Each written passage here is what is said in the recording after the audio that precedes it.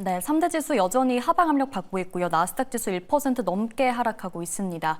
오늘 시장 대응에 필요한 내용들 체크해 볼게요. 글로벌 인사이트 시간인데요. 오늘은 퍼스트 프라임 리서치 이동근 대표와 함께합니다. 대표님 어서 오세요. 네, 안녕하십니까. 네, 반갑습니다. 오늘의 주제 바로 말씀드려보도록 하겠습니다. 파월 발언 하루 만에 떨어진 금리 인하 기대감, 그리고 엔비디아입니다.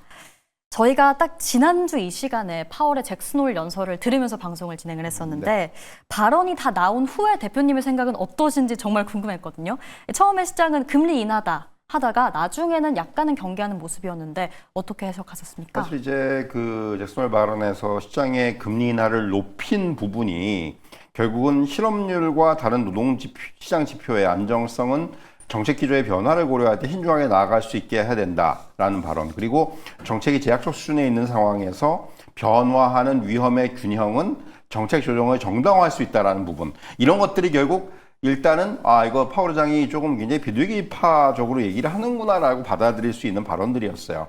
그러니까 이런 거죠. 상반기 이제 미국 경제 성장률이 한 1.2%밖에 안 됐고 전년 동기에 한 2.5%에 대비해서 한 절반밖에 안 됐어요. 크게 둔화가 됐기 때문에 고용과 물가라는 두 축의 위험 요인이 균형을 이루는 국면에서 정책 방향을 선회할 수 있다. 이런 이제 언급을 했다고 이렇게 이제 분석이 나왔었고, 다만 파월 의장은 이제 전반적으로 이제 그 연설의 어떤 그 기조를 보면은 신중한 스탠스를 유지하는 모습인 건 분명합니다. 네. 그러니까 앞에서 말씀드린 대로, 그러니까 시장의 예상보다는 조금 더 이제 비둘기파적인데, 하지만 시그널을 명확하게 주지는 않았다라는 거예요. 그쵸. 이게 이제 여기 해석의 문제인데, 그러니까 고용 둔화 위험이 커지고 있다고 강조는 했는데, 실업률은 큐리어스라는 표현을 쓰면서 특이한 균형 상태에서 낮게 유지가 되고 있다라는 단서를 달았고, 인플레이션에 대해서도 마찬가지 입장이에요. 결국은 관세가 지속적 물가 상승을 유발할 가능성은 낮다고 하지만은 관세 영향은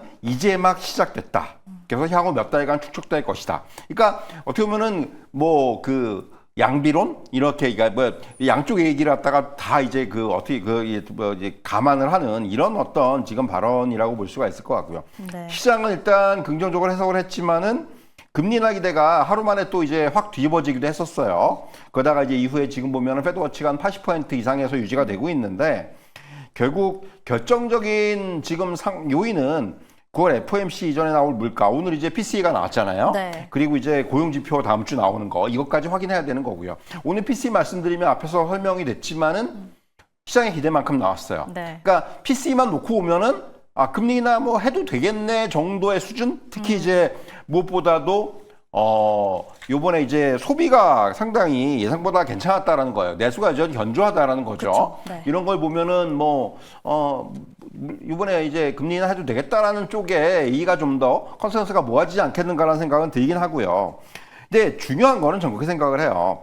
그러니까 9월 금리 인하가 이제 나오는데, 그러니까 9월 금리 인하는 어쨌든 간에, 그러니까 지표가 견조하던 지표가 좀 부정적이든 간에 금리 인하도 할 것 같아요. 그러니까 이런 거죠. 지표가 견조하면은 매파적인 성향은 드러내면서 금리 인하를 할 것이고, 만약에 지표가 나쁘다면은 이제 지표가 나쁘니까 이제 우리는 약간 선회하겠다, 이런 식의 금리 인하를 할 것 같습니다. 근데 자, 9월 금리 인하는 한다고 치더라도 9월 금리 인하 한 다음에 이제 또 그렇다면은 9월 이후에는 어떻게 할 거냐, 이게 또 이제 쟁점이 될 가능성이 커요. 네. 그다음에 시장의 기대가 FOMC가 올해 3번 남았는데 적어도 2번 이상의 금리 인하가 이루어질 것이라는 게 시장의 기대입니다. 네. 지난주에도 제가 그 퍼센티지를 말씀을 드렸었는데, 근데 그렇다면은 요번에 금리 인하하고 한 번 더 해야 되잖아요. 그러니까 이게 과연 연속적으로 할지 뭐 아니면 12월에 할지, 이런 것의 여부가 지금부터는 관심의 첫 대상이 될 거고요. 그러니까 그럼에도 불구하고 아직까지는 시장은 9월은 금리 인하하게 하지만은 그 다음은 모르겠답니다. 솔직히 말씀드리면. 이게 왜냐하면은 결국은 이번 관세로 인한 인플레이션의 영향이 어디까지 갈지를 모르는 거예요, 아직까지. 그러니까 지금 앞서 이제 설명이 됐지만 월러 이사 같은 사람은 이거 단기에 끝난다고 자꾸 얘기하는데, 네. 그거는 정말 뚜껑을 열어봐야 되는 거거든요. 그러니까 물가에 대한 관세 영향력은 점점 더 커질 거예요. 그렇기 때문에 그래서 이런 부분들이 나타날 때 과연 연준이 금리 인하 할 수 있을지 추가적으로 이 부분이 이제 관건이 될 것 같고요. 그러니까 결국은 관세가 단순히 단기적인 물가 상승 요인으로 끝날지 아니면은 장기적인 비용 인상으로 이어질지 이게 이제 향후 추가적인 금리 인하에 결정적인 변수로 작용할 것으로 전망이 됩니다. 네. 원로이사가 어쨌든 뭐 다음 달에 25bp 인하하고 추가 인하도 열려있다 이렇게 언급을 하긴 했지만 사실 이게 연준 전체를 대변하는 그렇죠. 게 아니기 때문에 뭐 이게 금리 인하 사이클이 이어질지는 추가적인 데이터 통해서 체크하는 게 좋을 것 같습니다. 자, 그리고 연준 얘기가 나와서 이 해임 네. 사건이 있었잖아요. 네, 그렇죠. 여기에 대해서 리사 쿡도 뭐 소송을 제기하고 네. 상당히 장기적으로 이어질 네, 것 그렇죠. 같은데 어떻게 보십니까? 사실 이제 뭐 이게 장기적으로 간다는 건 불확실성을 안고 가는 건데 사실 이 해임의 사유는 제가 보기에는 정말 별거 아니에요.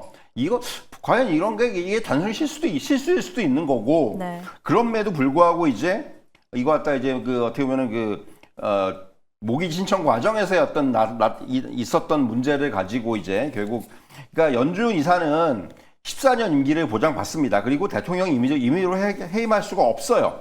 그런데 결국 이런 지금 연준이 1913년에 설립이 된 이게 처음 있는 일이거든요.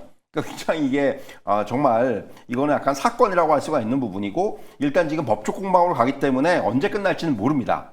근데 이제 중요한 거는 이번 해임 조치로 인해서 이사회가 7명인데 그중에 트럼프 임명 인사가 4명까지 늘어날 수가 있다는 거죠. 지금 미셸 보먼 부의장, 크리스토퍼 월레 이사가 자리를 지키고 있는데 최근에 이제 아드리아나 쿠글러 이사가 그만뒀잖아요. 근데 그 자리를 갖다가 지금 대통령 경제 고문인 스티븐 마이런이 아마 한시적으로 지명이 될 건데 여기에 쿡 이사가 만약에 공석이 나타난다면은 이것까지 채우면 이제 7명 중에 4명이 트럼프 측 인사가 되는 거예요. 네. 그리고 이제 파월 의장의 임기는 내년 초에 종료가 될 거고 이사직의 임기는 2028년까지 남았지만은 연준 의장들은 보통 임기가 끝나면 떠납니다, 그냥. 그렇기 때문에 이렇게 되면 이제 연준은 완전히 트럼프가 장악을 하게 되는 거죠. 그러니까 지금 연준 이사회 구성원들이 5명의 지역 연은 총재들, 이 총재들은 돌아가면서 합니다. 돌아가면서 이제 투표권을 가지는데 이들하고 같이 통화 정책을 표결을 하는데 총재들도 연준 이사회의 승인이 필요해요. 그래서 만약에 트럼프 대통령이 지명한 인사가 다수파가 되면은 이 승인 과정에 또 딴지를 걸 수가 있다는 거예요. 이미 2023년에 보먼 부의장하고 월러 이사가 오바마 행정부 출신인 오스틴 굴스비 시카고 연은 총재의 지명에 반대를 했습니다. 전례가 있어요. 네. 그렇기 때문에 향후에 이제 이런 부분까지 우리가 좀 이제 감안을 해야 된다는 거고요. 그러니까 어떻게 보면 이게 독립기구인 FOMC에서의 어떤 이 정치적 독립성이 훼손될 수 있다는 우려가 확산되는 거고요. 연준의 독립성은 사실은 미국 금융시장에 대한 신뢰거든요. 네. 말하면은. 그래서 이제 지금 이에 따라서 이제 쿡 이사의 해임 얘기가 나오면서 달러가 하락하고 금리 상승하고 이런 반응이 즉각적으로 나타났죠. 그러니까 물론 이제 새로운 연준 이사로 더 이제 적극적인 금리 인하 원자가 임명될 것이다. 그래서 2년물 국채 금리는 하락을 했지만 또 장기 인플레이션 가능성이 커지면서 채권과 같은 고정자산, 수익 자산에 투자 매력이 떨어질 수 있다는 우려 때문에 30년으로는 또 올라가고 굉장히 약간 혼란스러웠는데 지금 보면은 결국은 시장이 향후에 이제 이런 연준의 독립성이라는 부분이 만약에 정말로 훼손되는 흐름들이 나온다면은 이거는 상당히 좀 시장에 아주 부정적인 그런 영향을 줄 수밖에 없습니다. 그래서 이제 향후에 어떤 법적 대응에 대한 이런 부분 그리고 이제 추가적인 조치 이런 부분까지 우리가 좀 확인할 필요가 있다. 이렇게 정리해 드리겠습니다. 네, 연준에 관한 이슈 함께 짚어봤고요. 그리고 또 이번 주에 관전 포인트 중에 하나가 엔비디아 실적 발표였습니다. 기대치에는 부합을 했는데 시장의 반응은 그리 긍정적이진 못했고요. 또 지금 보면은 알리바바의 영향 때문인 건지 모르겠지만 3% 가까이 조정이 그렇죠. 나오고 있거든요.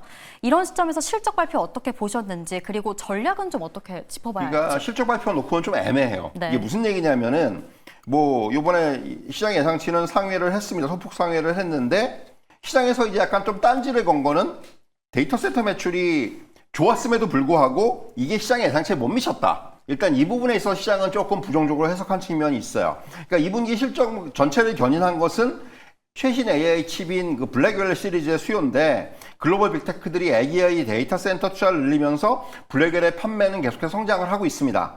다만 트럼프 행정부의 대중 반도체 수출 규제 강화로 인해서 아시겠지만 이제 2분기 중국향 H20칩이 매출이 없었어요. 네. 그러니까 어떻게 보면 이게 이 데이터 센터 매출도 기대에 못 미쳤고 또 3분기 가이던스에서도 H20 판매가 제외가 됐어요. 그래서 불확실성, 중국에 대한 불확실성까지 부각이 된 측면이 좀 작용을 했고요.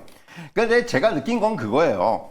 그 시장에선 여전히 엔비디아에 대해서 예상 이상 그리고 기대 이상의 실적을 원하는 거예요. 아직까지도. 네. 너무 눈높이가 높아요. 그러니까 엔비디아의 성장성에 대해서는 의심할 여지는 없지만은 이러한 성장성에도 불구하고 정말 시장을 하지 않은 그런 실적이 나오지 않는 이상은 냉담한 반응을 보이는 거예요. 그래서 지금 아마 엔비디아가 지금 그런 과정이 또 나타나고 있다 이렇게 말씀드릴 수가 있겠고요.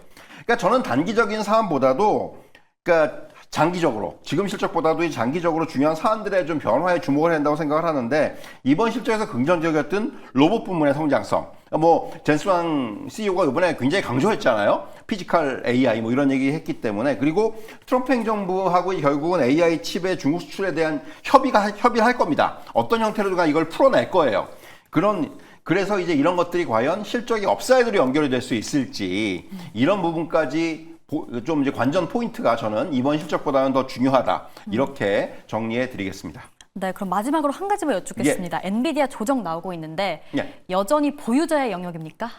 지금은 이제 어떻게 보면은 지금의 조정은 조금 우리가 관망을 할 필요가 있어요. 그러니까 일단 한 차례 강한 상승이 나타난 상황이고 지금 일단 실적에 대한 좀 소화를 해야 되기 때문에 여기서 뭐 오늘 조금 낙폭이 좀 커지고 있지만은 뭐 이게 이제 여기서 추가 낙폭이 더 나올지 아니면 기간 조정 형태로 갈지 이런 부분들은 우리가 좀 확인하면서 너무 급하게 지금 대응할 필요는 없다고 생각을 해요. 그러니까 매수를 하시고 싶은 분들도 조금 더 기다려보는 전략.